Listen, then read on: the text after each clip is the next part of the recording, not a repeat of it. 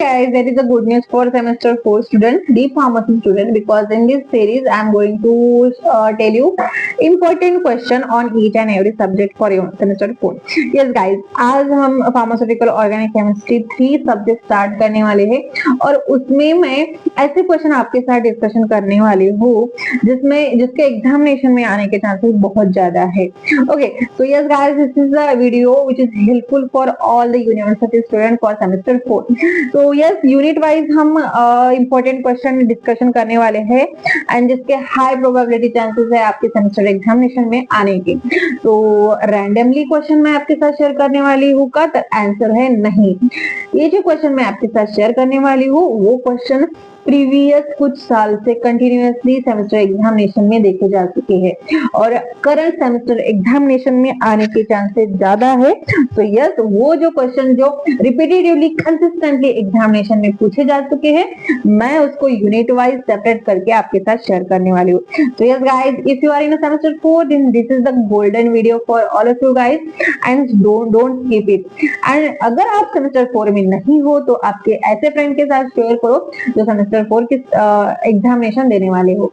तो yes guys, unit wise one by one unit discuss करने वाले हैं जिसमें मोस्ट इंपोर्टेंट क्वेश्चन जो हाई प्रोबेबिलिटी क्वेश्चन है सेमेस्टर एग्जामिनेशन के लिए वो डिस्कशन करने वाले हैं. Okay, so yes, let's start to unit number 1 and again I'm going to share with you some PDFs of this pages. Okay, अगर आपको पीडीएफ चाहिए तो आप डायरेक्टली डिस्क्रिप्शन बॉक्स चेक कर सकते हो. ये पीडीएफ आपको इजीली अवेलेबल हो जाएंगी और you can join Telegram channel.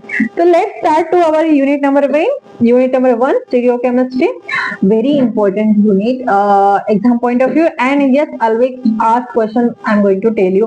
तो first question for a long answer that is the 10 marks question. 10 marks के लिए हमें कौन से पॉइंट्स है जो कभी स्किप नहीं करने हैं.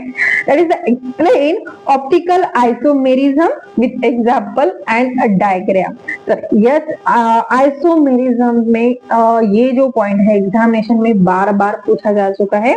अगेन सेकेंड क्वेश्चन कौन सा है यूनिट नंबर 1 से, that is the define and explain इनैंशियोमेरिज्म.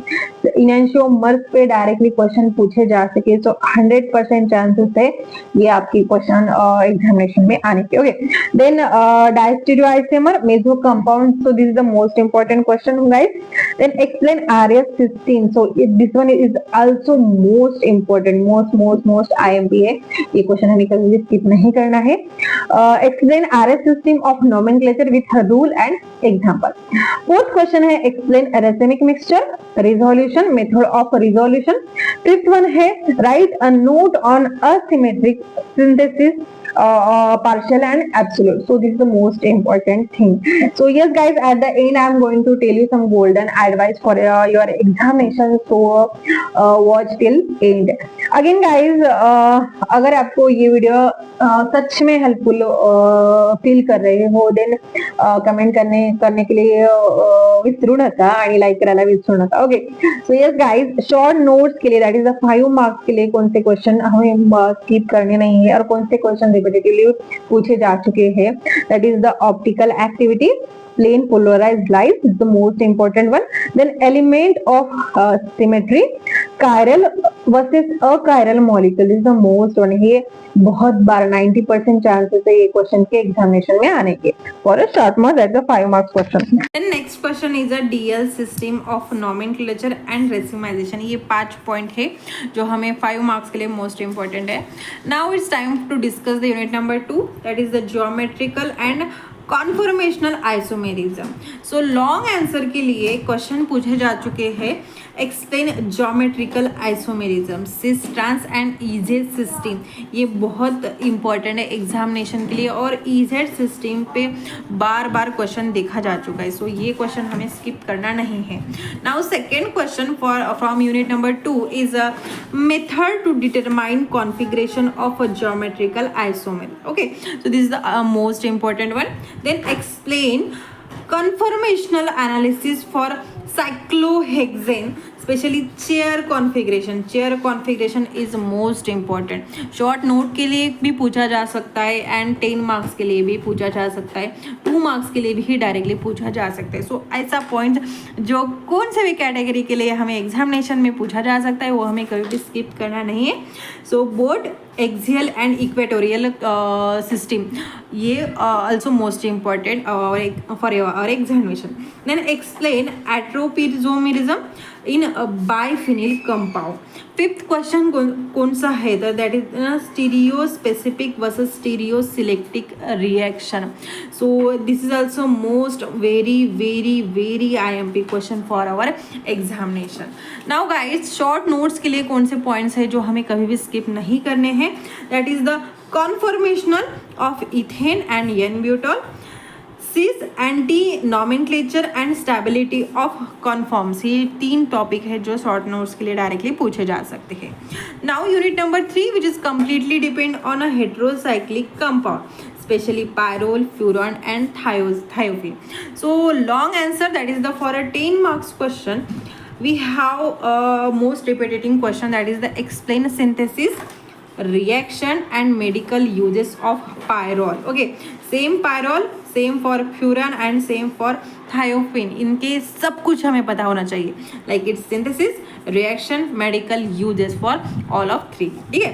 So again next question, that is the explain relative aromaticity and reactivity. This is also most important, we can say very very important question. Now short notes के लिए unit number 3 में हमें always prepare करके रखना है classification of heterocyclic compound. Okay, again electrophilic substitution of heterocyclic. So अगर हम classification prepare करने वाले हैं तो हमें each and every class prepare करना है एंड उसके लिए हमें एग्जाम्पल्स ऑल्सो प्रिपेयर करना है. So now it's time to discuss our unit number 4 which is completely depend on a important heterocycles. ठीक है, हाई वेटेज यूनिट है गाइस हमारे लिए. सो लॉन्ग आंसर के लिए हमें बहुत बार पूछा जा चुका है कि synthesis and medical uses of pyrazole, imidazole, oxazole and thiazole. Okay, so ये कुछ ऐसे इंपॉर्टेंट कंपोनेंट है जिसके हमें सिंथेसिस एंड मेडिकल यूजेस रट्टा मार के ही होना. Okay, again second most important question है explain pyridine. So this is the also very very important point. Pyridine हमें कभी भी स्किप नहीं करना है, स्पेशली उसकी synthesis, reaction and basicity. Basicity पे डायरेक्टली क्वेश्चन पूछा जा सकता है डायरेक्टली फॉर 10 मार्क्स. 10 मार्क्स के लिए अगर वो पूछेगा तो वो directly synthesis, reaction and basicity पूछेगा. अगर सिंपल उसे बेसिसिटी पूछना है तो वो फॉर 5 मार्क्स के लिए पूछेगा. Okay, now right a note on phenolene, isoquinoline and indole. This is also most important.